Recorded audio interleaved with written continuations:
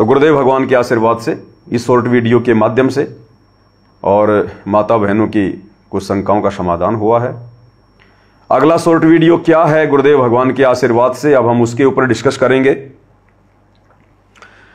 अगले वीडियो में गुरुदेव भगवान हमें कुछ कर्मों के विषय में बता रहे हैं। आध्यात्मिक कर्म, कौन से कर्म करने चाहिए, कौन से कर्म नहीं करने चाहिए। सतगुरु की शरण में आने के बाद में हमने क्या क्या सावधानी बरतनी चाहिए। क्योंकि भाइयों और बहनों देखो, पहले तो परमात्मा ने अलग अलग जगह पे जाके सत्संगतियां करवाई, बहुत सत्संगतियां हुई। भाई बहन परमात्मा को भोग लगाते 8-9 बजे, 11 बजे तक सब लोग भंडारा वगैरह ले लेते और 11 बजे मालिक की सत्संगति में बैठते और सुबह के 4 बज जाते, 5 बज जाते, 4-4, 5-5 घंटे के वीडियो बने। उसके बाद फिर परमात्मा ने सोशल मीडिया का जरिया दिया, फिर दास लाइव आने लगा, वीडियो बनाने लगा, आप भाई बहनों को भेजने लगा। उसके बाद गुरुदेव ने अपनी पुस्तकों के ऊपर वीडियो बनवा दिए। तो कहने का मतलब भाई और बहनों, ये जो तमाम जो कोशिशें हैं जो परमात्मा अपने बच्चों को निमित्त बना के करवा रहा है, केवल हम आत्माओं के लिए, ताकि हमें हर प्रकार की जानकारी हो जाए, कोई भी माइनस पॉइंट ना रहे अध्यात्म में। हम काल के किसी भी षड्यंत्र का शिकार ना बने, सूक्ष्म चाल का शिकार ना बने। और उसके बाद भाई और बहनों, अब ये जो शॉर्ट वीडियो के ऊपर परमात्मा ने जो प्रेरणा की है वीडियो बनाने की, ये दास को लगता है कि ये फाइनल है,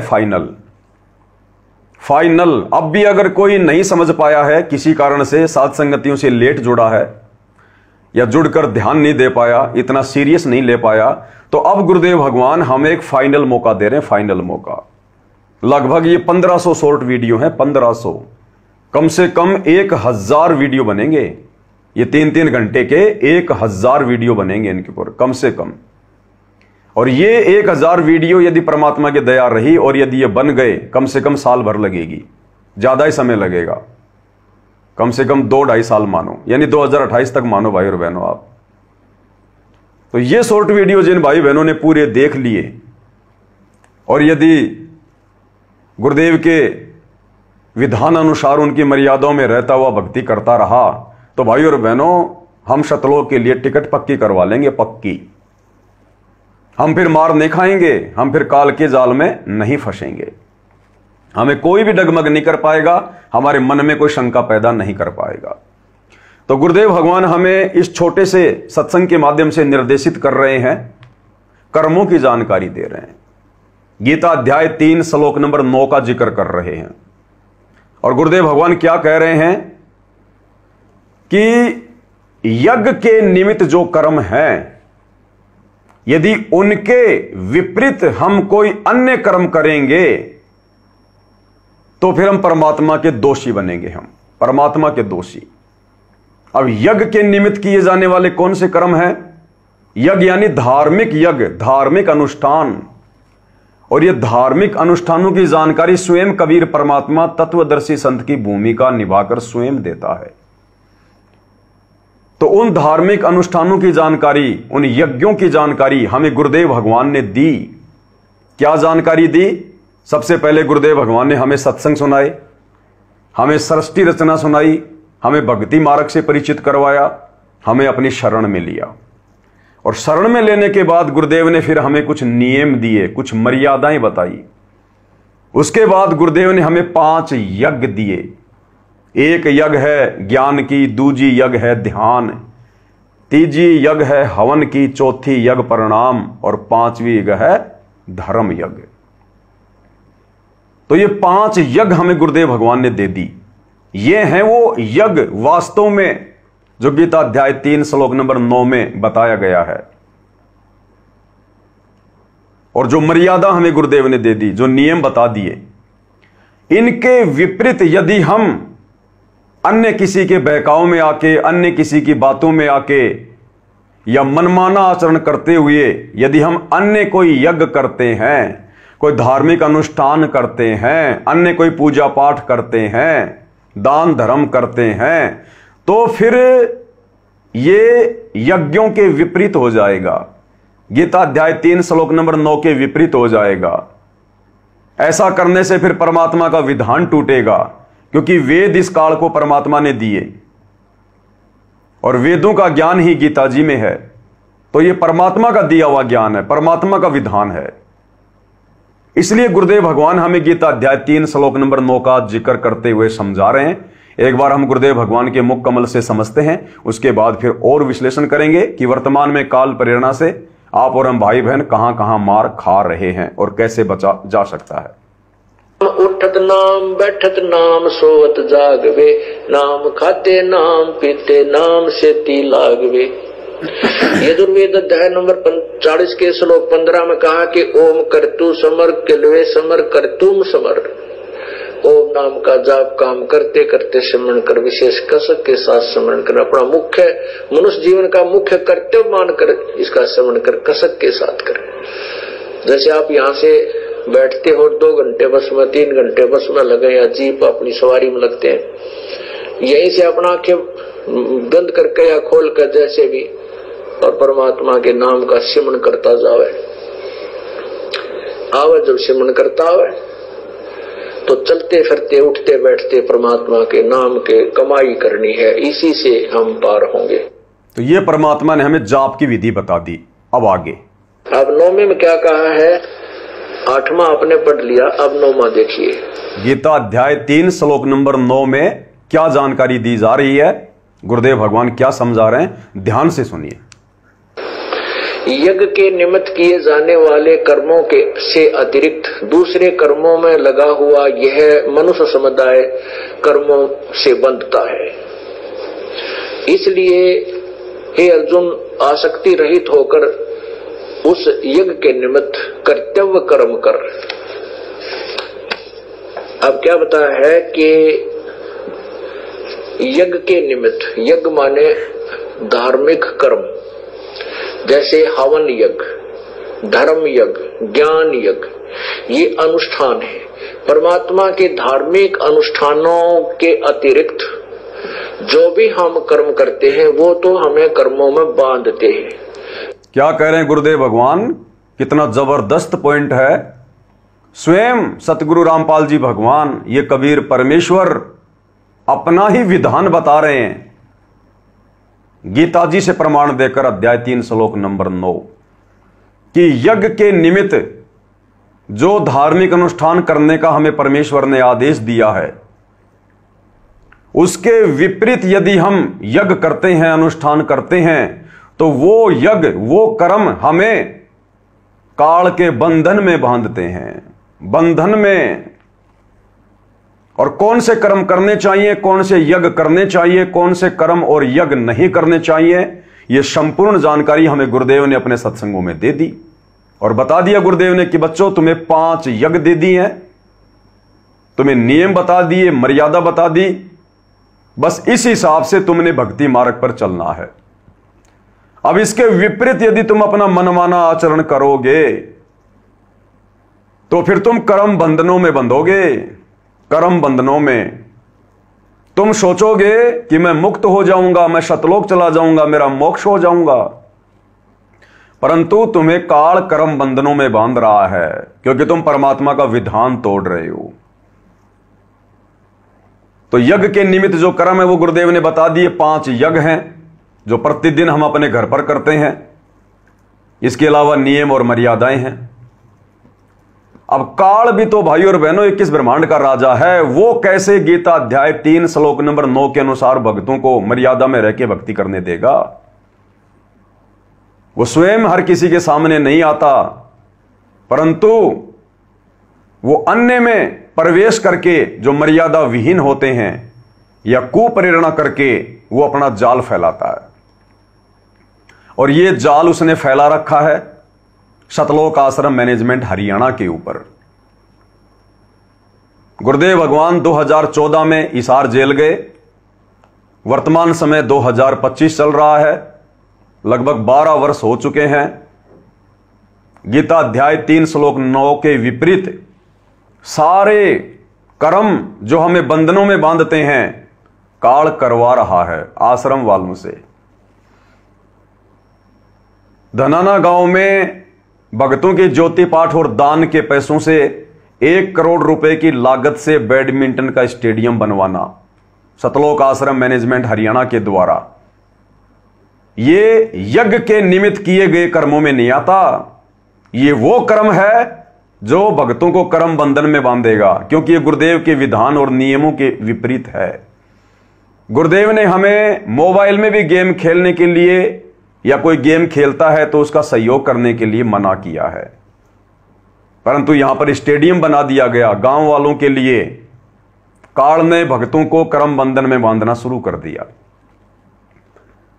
गुरुदेव ने हमें मना किया कि हमने जगत वालों के साथ में, दुनिया वालों के साथ में ज्यादा यारी दोस्ती नहीं निभानी है। दुनिया से ती दोस्ती, पड़े भजन में भंग, एकाएकी राम से या साधु के संग। परंतु काल ने भक्तों को कर्म बंधन में बांधते हुए हरियाणा के जाट आरक्षण में लाखों भक्तों को उनके धरनों पर बैठा दिया। गुरुदेव ने हमें आदेश दिया, हमें आज्ञा दी कि हमने किसी भी कुपात्र को दान नहीं करना, चंदा नहीं देना। परंतु संगत ने अपने गुरुदेव के इस आदेश की पालना ना करते हुए गुरुदेव की गैर हाजिरी में कुपात्र सतलोक आश्रम मैनेजमेंट हरियाणा को जी खोलकर ज्योति पाठ और दान का पैसा दिया। यहां काल ने संगत को कर्म बंधन में बांध दिया, क्योंकि गुरुदेव कहते हैं कि गुरु बिन माला फेरते, गुरु बिन देते दान, और गुरु बिन दोनों निष्फल है, चाहे पूछो वेद पुराण। गुरु बिन दान यज्ञ जो कर ही मिथ्या होए कबू न फल ही। और गुरुदेव कहते हैं कि सुपात्र को दान देना चाहिए, कुपात्र को नहीं। और सुपात्र गुरुदेव ने केवल अपने आप को बताया, पूरी सृष्टि में दूसरा कोई नहीं। तो यहां तो संगत दोषी हो गई, यज्ञ के निमित्त किए जाने वाले कर्मों के विपरीत कर्म कर दिया, कुपात्रों को दान दे दिया। तो काल ने संगत को कर्म बंधनों में बांधना शुरू कर दिया। उसके बाद सतलोक आश्रम मैनेजमेंट हरियाणा, इन्होंने फिर वो दान का पैसा हरियाणा के जाट आरक्षण में करोड़ों में चंदे के रूप में दे दिया। राजस्थान के गैंगस्टर आनंदपाल सिंह की सीबीआई जांच के समर्थन में लाखों रुपया चंदे के रूप में दे दिया। यानी फिर सतलोक आश्रम मैनेजमेंट हरियाणा ने डबल गलती करते हुए भगत समाज के ज्योति पाठ और दान का पैसा जगत वालों को चंदे के रूप में दे दिया। यज्ञ के निमित्त किए जाने वाले कर्मों के विपरीत कर्म कर डाले, परमात्मा का विधान तोड़ दिया, और काल ने और ज्यादा संगत को कर्म बंधनों में बांध दिया। सोनीपत के गोहाना में जाट धर्मशाला का 5वां फ्लोर, जिसमें 1 करोड़ रुपए की लागत लगी, सतलोक आश्रम मैनेजमेंट हरियाणा ने 1 करोड़ रुपए लगाया 5वां फ्लोर बनाने में। गुरुदेव के विधान के विपरीत, यज्ञ के निमित्त किए जाने वाले कर्मों के विपरीत। ये काल भाई और बहनों ऐसे फंसता है। गुरुदेव ने हमें पहले ही आगाह कर रखा है हर टॉपिक पर, हर विषय पर, लेकिन आप और हम सीरियस नहीं लेते, आप और हम चिंतन मनन नहीं करते। इस सत्संग को भाई बहन बहुत सुनते हैं, लेकिन ये सोचते हैं अब ये गीता जी के श्लोक में तो आनंद ही नहीं आता, अब वेदों वाले इन परमाणु में तो आनंद ही नहीं आता। भाई और बहनों, बहुत गहरी गहरी बातें हैं एक एक पॉइंट पर। अब बताओ कितनी बड़ी बड़ी गलतियां इस गीता अध्याय 3 श्लोक 9 को ना समझ पाने के कारण, और बड़े बड़े सारनामी सार शब्द प्राप्त भगत कर रहे हैं, जो पिछले 15-15, 20-20 साल से, 30-30 साल से गुरुदेव के चरणों में हैं। तो आम संगत का क्या होगा? इसलिए गुरुदेव भगवान कहते हैं कि सत्संग सुनते समय एकाग्रचित होकर सुनना चाहिए कि परम संत क्या कह रहा है। उनके द्वारा कहा गया एक एक शब्द विशेष होता है, वो किस संदर्भ में कहां फिट बैठेगा ये समय आने पर पता चलता है। तो काल ने संगत को उन कर्मों में बांध दिया जिन कर्मों को ना करने की शिक्षा हमें गुरुदेव भगवान ने बारंबार अपने सत्संगों के माध्यम से दी। अब गुरुदेव हर बात को खोल के नहीं बताएंगे, इसलिए परमात्मा ने साध संगतियां शुरू करवा दी, जो उनके द्वारा किए गए सत्संगों के निष्कर्षों को आपके सामने रख सके। तो बहुत सारे कुकर्म गुरुदेव के ज्ञान और मर्यादाओं के विरुद्ध जो सतलोक आश्रम मैनेजमेंट हरियाणा कर रहा है, जैसे परशुराम की जयंती में भगत समाज को बैठा देना, जितने भगत हरियाणा रोडवेज बसों में बैठकर रोहतक के पैरावर में परशुराम की जयंती में मुख्यमंत्री की रैली में गए थे, सबको काल ने कर्म बंधनों में बांध लिया, क्योंकि वो आन उपासना के अंतर्गत आता है। वो पैरावर धाम है और परशुराम की जयंती मनाई जा रही थी, वो धार्मिक प्रोग्राम था। और गुरुदेव ने हमें आन उपासना के तहत जितने भी धार्मिक प्रोग्राम होते हैं, जागरण होते हैं, सत्संग होते हैं, हमें वहां जाने के लिए मना किया है, बिल्कुल नहीं जाना हमें। और काल ने संगत को वहां पर भेज दिया और कर्म बंधनों में बांध लिया। हरियाणा के सिरसा के अनाज मंडी में कबीर जयंती मनाई जा रही थी नकली कबीर पंथियों के द्वारा। सतलोक आश्रम मैनेजमेंट हरियाणा ने भगत समाज को हरियाणा रोडवेज की बसों में बैठाकर वहां भी बैठा दिया, आन उपासना में सहयोग करवा दिया। काल ने भगत समाज को कर्म बंधनों में बांध दिया। तो भाइयों और बहनों, ये जितने भी जो कर्म हैं जो वर्तमान में इन आश्रम वालों के द्वारा किए जा रहे हैं, मनमुखी रूप से गुरु को मानुष मानकर अन्नपूर्णा मुहिम शुरू कर दी जबरदस्ती, जिसकी कोई आवश्यकता ही नहीं थी, या सब अपना कर्म भोग रहे हैं। हम कौन होते हैं बीच में दखलंदाजी देने वाले? गुरुदेव ने जितना बताया उतना करना था कि उनको परमात्मा से जोड़ो, उनको नाम दीक्षा से जोड़ो। वो जैसे जैसे भक्ति करेंगे उनके शुभ कर्म बनेंगे, परमात्मा उनको भी संभालेगा, उनका भी मकान बनवाएगा एक दिन, उनको भी परमात्मा धन धान्य से परिपूर्ण कर देगा। लेकिन गीता अध्याय 3 श्लोक 9, काल ने तो कर्म बंधनों में बांधना है, और बांधेगा किसको? विशेषकर उन्हीं को बांधेगा जो काल की गोद से निकलकर शतलोक जाने की तैयारी कर रहे हैं। बाकी तो सब काल की हद में है, उनको तो सतभक्ति प्राप्त नहीं है, तो काल को उनकी चिंता नहीं है। काल को चिंता है सतगुरु रामपाल जी के भक्तों की कहीं ये मेरे जाल से बाहर ना निकल जाए, मेरा भोजन कहीं मेरे मुख से ना छीना जाए। तो काल ने संगत को बुरी तरह से बांध रखा है, बुरी तरह से। और भाई और बहनों, दास को लगता है कि अब तो पानी सिर के ऊपर से जा चुका है। इन लोगों ने ऐसी ऐसी गलतियां कर दी, वो गलतियां कर दी जिन गलतियों की शायद ही इनको इस कलयुग की पिछली पीढ़ी में, इस मनुष्य जन्म में कोई माफी मिले। और साथ में सौभाग्य उन आत्माओं का, सत्सेवक भाई बहनों का, जिनको परमेश्वर ने साध संगति से जोड़कर, सुसंगति से जोड़कर काल के कर्म बंधनों में फंसने वाले कर्मों से बचाए रखा। ये सत्संग परमात्मा ने मनोरंजन के लिए थोड़ी किए थे। ये गीता से प्रमाण, वेदों से प्रमाण, ये पुराणों से प्रमाण टाइम पास के लिए थोड़ी बताए थे। समय आता है जब भगत की परीक्षा होती है, जब भगत धर्म संकट वाली स्थिति में आता है, तो ऐसी स्थिति में सतगुरु हाथ पकड़ के आगे नहीं करेगा। ऐसी स्थिति में हमने सतगुरु के तत्व ज्ञान को आधार बनाकर ही अपना बीच बचाव करना होता है। तो सत्सेवक भाई बहनों ने बीच बचाव किया, कर लिया, और बाकी संगत काल के झेरे कुएं में जा गिरी। इसलिए गुरुदेव भगवान हमें समझा रहे हैं, बता रहे हैं। अब आपको बहुत अच्छे से ये सत्संग जब दोबारा सुनेंगे, आपको बहुत अच्छे से समझ में आएगा भी। अब 9वें में क्या कहा है? 8वां आपने पढ़ लिया, अब 9वां देखिए। यज्ञ के निमित्त किए जाने वाले कर्मों के से अतिरिक्त दूसरे कर्मों में लगा हुआ यह मनुष्य समुदाय कर्मों से बंधता है। इसलिए हे अर्जुन, आसक्ति रहित होकर उस यज्ञ के निमित्त कर्तव्य कर्म कर। कर्तव्य कौन से कर्तव्य कर्म? जो गुरुदेव भगवान ने आज हमें बता दिए हैं, बस वही कर। इसके अलावा किसी के मनमाने आचरण का शिकार मत बन, देखा देखी भेड़ चाल में मत चल, होश में जोश मत खो। क्योंकि गीता जी में जिन अध्यायों में जो भक्ति का विधान बताया गया है, आज वो भगवान साक्षात आप और हमें सतगुरु रामपाल जी के रूप में प्राप्त है। तो गुरुदेव ने हमें जो यज्ञ बता दिए, जो धर्म कर्म की जो नीति बता दी, सुमरण सत्संग, बस उनके अतिरिक्त कुछ नहीं, मनमाना आचरण नहीं, अन्यथा काल के कर्मों में बंधेंगे फिर, जैसे 90% संगत बंध चुकी है। अब क्या बताया है कि